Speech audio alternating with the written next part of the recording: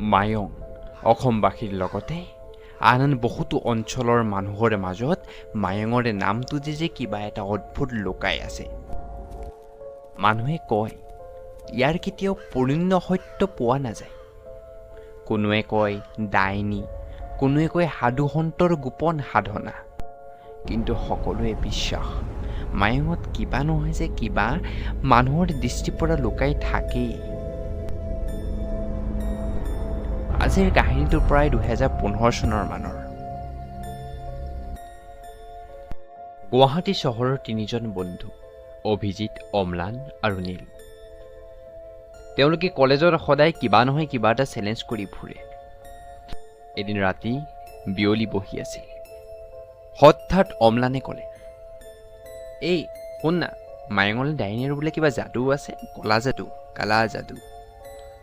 অভিজিতে হঠাৎ হাঁহি উঠিল, এই সেইবোৰ ফাল্টু কথা, একো নাই, ব'ল মই প্ৰভ কৰোঁ।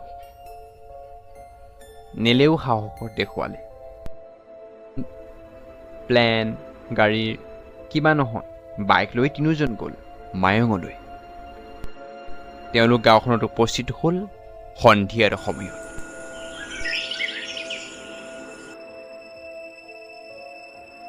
তেওঁলোকে প্ৰথমতে গাঁওখনত পাওঁতে একদমেই সাধাৰণ লাগিল তেওঁলোকৰ বাবে গাঁওখন।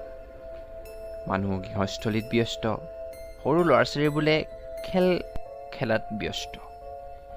কিন্তু গাঁওবাসীৰ 3জনক একেবাৰে কেৰাহীকৈ চাইছে। কোনোবাই মিচিকি আছে, কোনোবাই বুজাবলৈ চেষ্টা কৰিছে যে ভাইটি, নিশা বনলৈ নাযাবা, তোমালোকে কেমেৰা মোবাইল আনিছে দেখিছোঁ হয়, কিন্তু ইয়াত মানুহ যায়হে, কিন্তু উভতি অহা আমাৰ মনত নাই। কিন্তু সকলো 3জন বন্ধু আছে উপশান কৰি গ'ল, নাই নাই এইবোৰ একো নাই, এজনেতো প্ৰভ কৰিম বুলিয়ে আহিছে। ৰাতি 10মান বজাত 3জনে টৰ্চ লগাই বনলৈ ভিতৰলৈ গ'ল। কেমেৰাটো তেওঁলোকৰ হাতত আছে। প্ৰথমতে সকলো ঠিক ঠাক আছিল। গছত চৰাই চিৰিকটিৰ শব্দ, পোকৰ আকৌ টুক টুক আৱাজ, ভেকুলীৰ টুৰটুৰণি।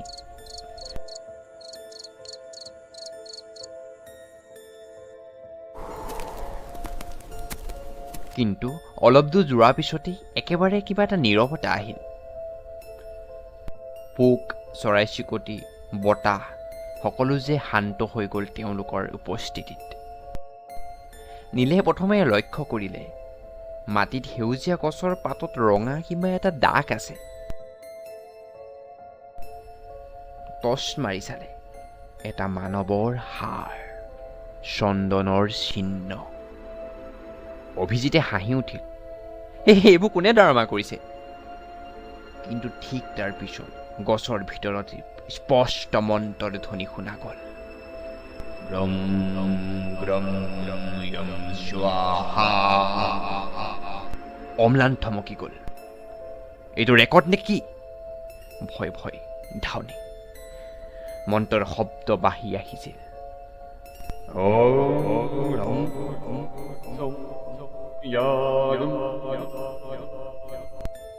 পাতৰ মাজেৰে কোনোবা যেন ফুচফুচ কৰি হাঁহি আছিল। শুদ্ধবাক দেখা হঠাৎ সমানে এক বুঢ়া মানুহ দাঙি উঠিল। কোলা চাদৰেৰে গোট খাই, লম্বা দাঁত, চকুত ৰঙা জুতি, হাতত শুকান বাঁহৰ এজোপা জপ, মূৰত মানৱৰ খোলা। বুঢ়াই একেবাৰে ধীৰে ধীৰে আগবাঢ়ি ক'লে, এই মায়ং, ইয়াত আহি ভুল কৰিছা। ইয়াৰ পৰা ওলোৱা সহজ নহয়, তোমালোকে ভুল কৰিলা। ডেকা তেজ দেখুৱাব নালাগিছিল। যোৱা, এতিয়াও পলম হোৱা নাই, তোমালোক যোৱাগৈ। নীলে পিছলৈ পলাব বিচাৰিলে, কিন্তু বাঁহৰ ডালবোৰ নিজেই নচি ৰাস্তা আঁততে দিলে। অভিজিতৰ মোবাইল হাতৰ পৰা পৰি গ'ল, স্ক্ৰীন ভাগি গ'ল। ইজনৰ পৰাও কেমেৰাটোৰ সৰি পৰিল, যি তেওঁলোকে ৰেকৰ্ড কৰি আছিল। অম্লানেৰে চিঞৰিলে, অ', কিন্তু কিবা শব্দৰে গলে আটক কৰিলে। তেওঁ স্নান ল'ব পৰা নাছিল। উশাহ কমি আহিছিল। অক্সিজেনৰ মাত্ৰা ধীৰে ধীৰে কমিবলৈ আৰম্ভ কৰিলে। বুঢ়াই মাটিত বালি ছিটিয়াই দিলে। এনে লাগিল যেন কোনোবাই গুলীয়াই তিনিজনক ঘূৰাই ধৰি আছে। চুক ফটফটাই উঠিল গাত হিম শীতল অনুভৱ। শীতল পৰি গ'ল। শেষত কেৱল শুনা গৈছিল তিনিওজনৰ চিঞৰ শব্দ, আৰু তাৰ পিছত বনখন পুনৰ নীৰৱ।